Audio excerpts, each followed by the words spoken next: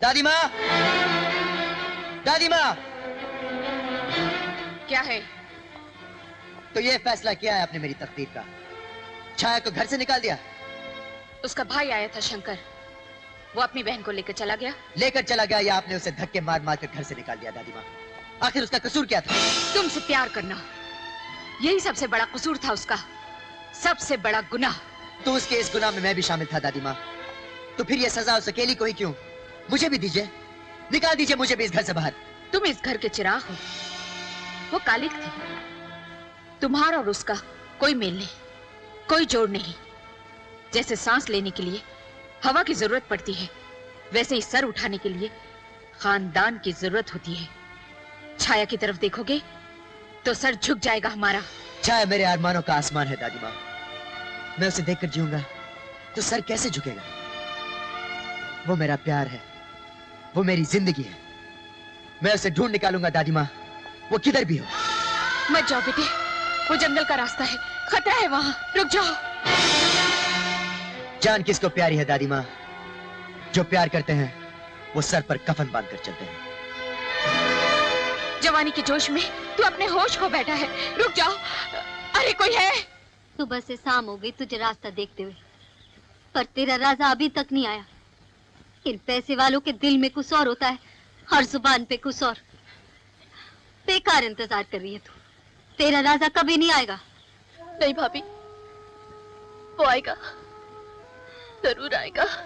वो आएगा भी तो भी तेरा और उसका मिलन नहीं हो सकता।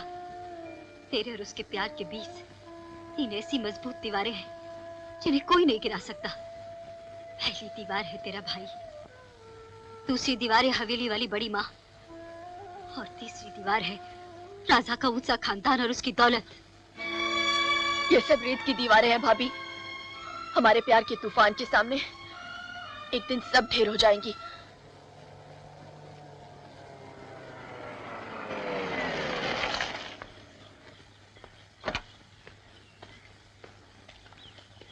अरे भाई साहब जी, जरा बात सुनना। बोलिए। यहाँ आसपास कोई शंकर रहता है? शंकर? कौन शंकर? छाया का भाई। हाँ, वो शंकर तो यहाँ ऊपर रहता है, कहो तो बुला दूं? प्लीज। शंकर, ओ शंकर! क्या है देशराज? क्यों सुबह सुबह गले फाड़कर चिल्ला रहा है? तेरे से कोई शहरी बाबू मिलने आए हैं। कहो बाबू, क्या काम है मुझसे? नमस्ते शंकर भैया, मेरा नाम राजा है, बड़ी हवेली में रहता हूँ। वो क्या है कि छाया हमारे यहाँ काम करती थी, लेकिन कल अचानक उसे धक्के मार मार कर निकाल दिया है तुम लोगों ने उसे वहां से। जलील किया गया है मेरी बहन को, लांछन लगाए गए हैं उस पर। अब यहाँ क्या लेने आए हो बाबू? अगर अपनी जान की सलामती चाहते हो तो चुपचाप चले जाओ यहाँ से। मैं यहाँ से लौट जाने के लिए नहीं आया शंकर भैया। मेरी गैर हाजिरी में छाया के साथ जो कुछ भी हुआ उसके लिए मैं बहुत शर्मिंदा हूँ। मैं उसे वापस लेने आया हूँ। ए बाबू, अगर मेरी बहन का नाम दोबारा तेरी जुबान पर आया तो जुबान काट डालूंगा मैं तुम्हारी। छाया का नाम मेरी जुबान से कभी नहीं जाएगा शंकर भैया। हम एक दूसरे से प्यार करते हैं और शादी करना चाहते हैं। खबरदार दोबारा ये बात अपनी जुबान से निकाली तो तुम क्या समझते हो कि इतनी जिल्लत, इतनी बेइज्जती के बाद हम अपनी बहन की शादी तुमसे करेंगे? खैर, चाहते हो तो चले जाओ यहाँ से। मैं छाया से मिले बिना यहाँ से नहीं जा सकता। छाया! छाया, बाहर आओ! तू सीधी तरह से बाज नहीं आए, चुपचाप चला जा यहाँ से, चला जा यहाँ से। मैं कुछ नहीं चल जा, जा, जा यहाँ से निकल। तुम्हें मेरी छाया का नाम लिया, मेरी छाया का लिया। मैं जिंदा नहीं छोड़ूंगा, जिंदा नहीं छोड़ूंगा। नहीं मरियम, नहीं, नहीं शंकर भैया, मैं इसे जिंदा नहीं छोड़ूंगा। इसने छाया का नाम लिया। इसके लिए आज इतना ही सबक काफी है मणिराम। रुक जाओ, मैं इसको हवेली में फेंक कर आता हूं। कोई है? कोई है इस हवेली में?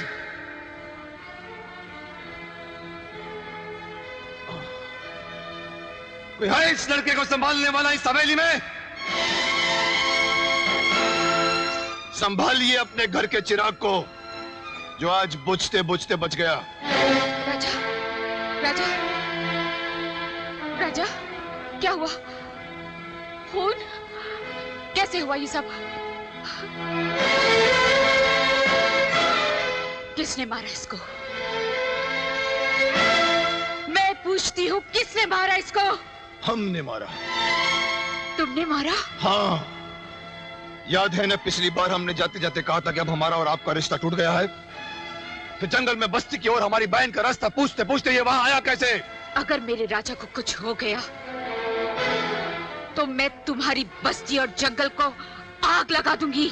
और तुम्हारा पोता लौट कर आया उस जंगल की तरफ तो हम तुम्हारे पोते की हस्ती मिटाकर रख देंगे। बेड़ियां डालकर रख अपने पोते के पैरों में, जैसे कि हमने किया है। मजाल है कि हमारी बहन घर से बाहर एक कदम भी रख दे, हाथ पांव काट देंगे उसके हम। आज तो तुम्हारे पोते की जान बख्श दी है, सिर्फ जख्मी होकर लौटा है, मगर आज के बाद उसने जंगल का रुख किया तो उसकी लाश उठाने को तुम्हें आना पड़ेगा।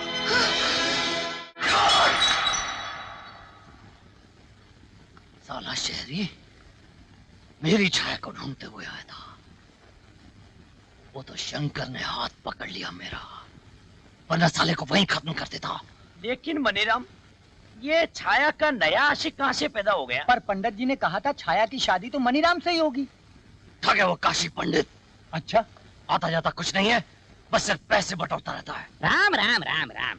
अरे ज्योतिष विद्या का इतना अपमान? मणिराम, इसीलिए तेरे लग्न में विघ्न पड़ता है।